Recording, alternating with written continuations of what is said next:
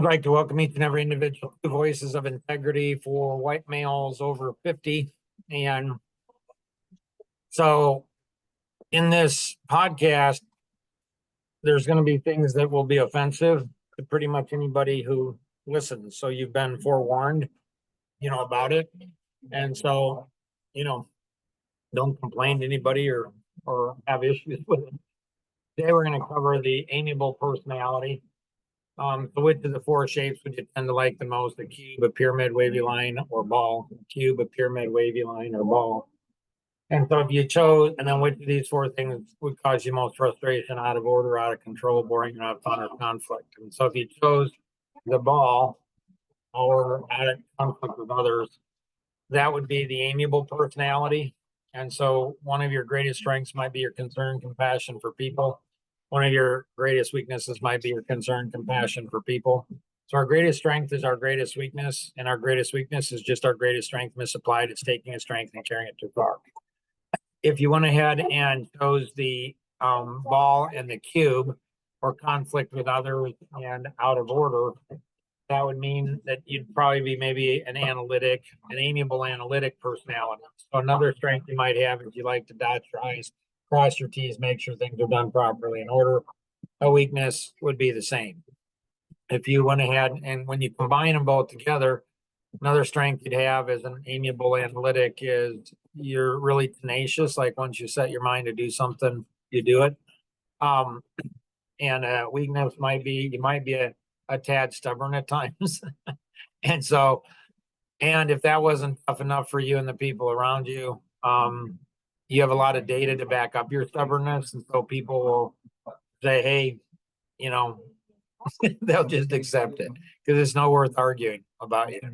If you chose the ball and the pyramid, or conflict with others and out of control, you'd be an amiable driver personality. Another strength that you'd have is your drive assertiveness to make things happen. Weakness would be drive assertiveness to make things happen. And so this is probably where, passive aggressive comes into play. And so that gets a bad rap, like it's not good or healthy to be a passive aggressive. Well, maybe, or maybe it's good. Rather, maybe that's a lot better than being aggressive, right? So what you do is you see big picture. You have this inner conflict. Like you see people's potential. You see people's potential and you want to drive it forward. And so you might run somebody over, apologize for running them over, and then run them over again. So that the amiable driver personality is a really cool, interesting personality. If you chose the wavy line, or boring or not fun, you'd be an amiable, expressive personality. And so one of your greatest strengths might be your energy, excitement, enthusiasm. Weakness might be the same. Combine them together and you'd be a really fun, funny person. You'd like to be the center of attention. People, they just love being around you because you're fun, funny, you love people, you're outgoing, you have lots of friends, and you're nice too. And so you have, both of those. If you think this is a stupid test, or, I don't know, I don't know which one, you'd be a chameleon personality. And so you're some of everything. So one of your greatest strengths would be your flexibility. One of your weaknesses would be your flexibility. If we look at the mental health, based on personalities, the personality of the amiable is kind of fear. They're just fearful of conflict. They're fearful of things being disruptive, people not being happy. Some of their other the mental challenges or the disorders is panic attack, passive aggressive, stress, PTSD, anxiety, and then social phobias. So white male over 50, that's going to be something that, understanding these things just will help you. You likely will be drawn to somebody who's a driver personality. And so, you're going to be drawn to somebody, the driver personality, can go ahead and they can be defiant, poor conduct, disruptive, sexual disorders, oppositional, physical abuse. And so the amiable, the driver personality, you often think they're the control freaks, but in my experience, the amiable actually more controlling. It's just you don't know it. And so all of these things if you have a white male in your life, white male over 50 in your life, understanding these things about that person, that can be really helpful. If you're a white male over 50 and you have an amiable personality in your life, that can help you to better understand them, better be self-aware. The more self-aware we are, the more we can understand other people, the more we understand ourselves, the more we understand others. Questions, thoughts you have about the amiable or any of the variations of the amiable or anything about white males over 50? Um, so since I've been on this journey to self-discovery, um, I've dealt with a lot of different opinions and different thoughts. Um, and I've noticed a lot from a lot of different individuals that people keep on telling me to not burn out. And I found not only the white male over 50, but any race or ethnicity over the age of 40, they're the ones that are pushing me the most, not to back out, but keep going. A lot of my generation that keep telling me, "Hey Tim, you're gonna burn out, dude. You're gonna burn out," and it honestly gets frustrating to a point because it's like I get where they're coming from. They don't want me to burn out, but this is not something I have an option on. I have these dreams, these goals in life, um, and I'm gonna work for them. And you know, these billionaires, these celebrities, they tell of their journeys and stories, and they talk about a lot of restless nights and a lot of hardworking nights they did for years and years and years. And it's like, okay, if you want to be successful, you got to put in some work. If you want to be successful, you got to work so hard that sometimes you forget to sleep. You want to work so hard that sometimes you forget to eat. And it's not a bad thing. It's just something you got to do as an adult. And you know, I'm adjusting. It's a lot. Don't get me wrong. Going from, I was told yesterday, someone was like, Tim, what I've noticed in you is you go from one extreme to the other. And so you were an extreme lazy person, an extreme lazy personality. You didn't want to do anything. And now you're on the opposite spectrum is nobody can get you to stop. Like you don't know you're not taking time for yourself. And I'm like, you don't get it.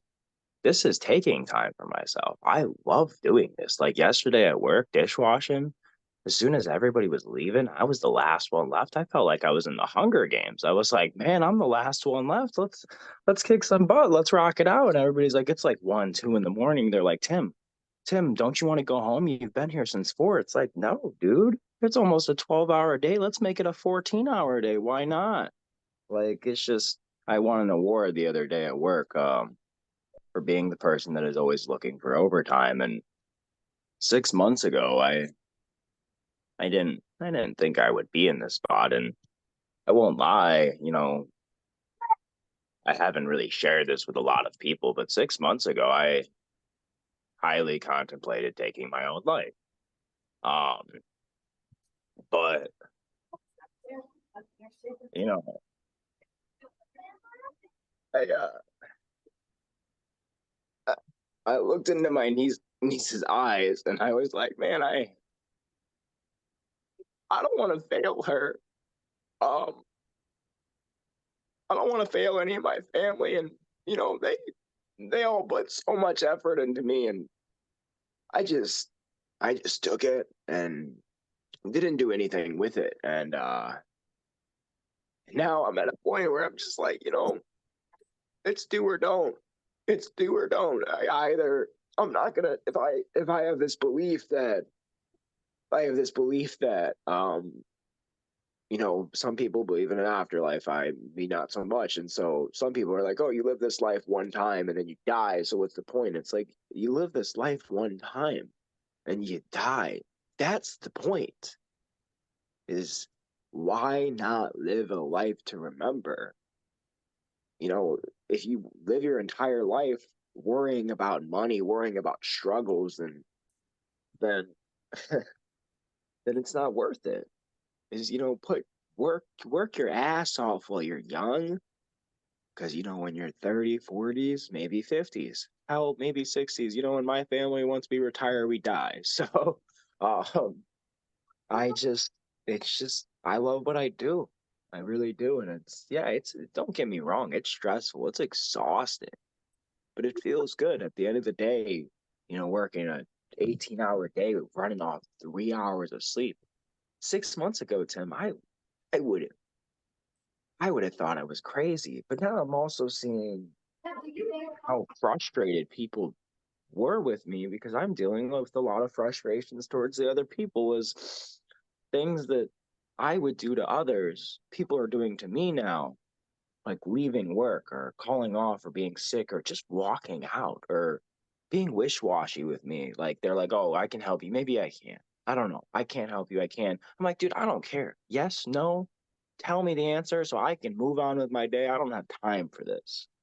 And it it just overall feels really good to be being put myself in a spot. And so going back to, the white males over 50, it's all ethnicities over 50 is, yeah, our generation has a lot we have to deal with. We have a lot of cleanup we have to deal with from the last generations. Rent's expensive, life is expensive, groceries are expensive, minimum wage is not fun.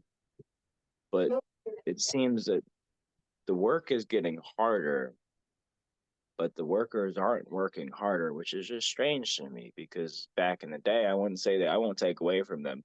They work they worked their butt off. They worked their butt off, but it was less expensive back then. But people was also, I'm making however much an hour, they were making $1 an hour. So it kind of varies out. And so it kind of just it's eye opening for me to see just past generations or my generation just they complain so much, and it's exhausting, it's draining, and it's really cool to see, um because that used to be me, and it's really cool to see and gives me appreciation for those around me because they dealt with that.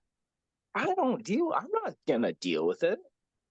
Screw that. I'm not gonna sit there and listen to someone's complaining. And my family did, and my friends did, and they stuck around for me. And now that I'm getting in a better place, it's really cool for to see my relationships grow and actually see me take some personal accountability for my actions. And it's not easy taking personal accountability, especially for things you did wrong and you just couldn't bear to handle that. And now you're getting to a point where it's like, yeah, no, I really messed up there and I'm really sorry about that. But that's the thing is I've learned in life is sorries don't mean crap unless you do something about it. Um, and sorries don't mean crap unless you stop what you're apologizing about. I've heard so many sorries in my life is people just keep on doing the same thing, and it's like, you know what? I can't judge. I can't, but I'd really like to see the people grow. And I've been wanting to hang around more successful people and people that don't complain. And that's why I love my guys at work because we know when to have fun, we know when to play around. But when it's time to get the job done, we get the job done. No complaints. We keep each other in check. If someone starts to complaining, we will look at them and excuse my language, we like, shut the hell up, get your ass to work. We don't want to hear it. And that feels really good because a lot of scenarios I've been in, even the welding when I was out in Indiana, I didn't have those connection with those guys, and I needed that push, but in like a brotherly push way because it's not like they degrade me because when they see me low, like in a true low spot, they're there for me. They'll calm their voice, they'll talk me through it. But when they see me just being a little baby, they're gonna let me know, hey, get your act together and stop being a little baby, you know? I think one of the things that, if you're a white male over 50 and you have kids that are in their 20s or 30s or teens, and you're like, it sounds like Tim was in a really rough place and now he's dug himself out and clawed himself out and he's doing a lot better. And we're gonna put some things in place to sustain that and maintain that. He doesn't slip back like the ratchet principle. I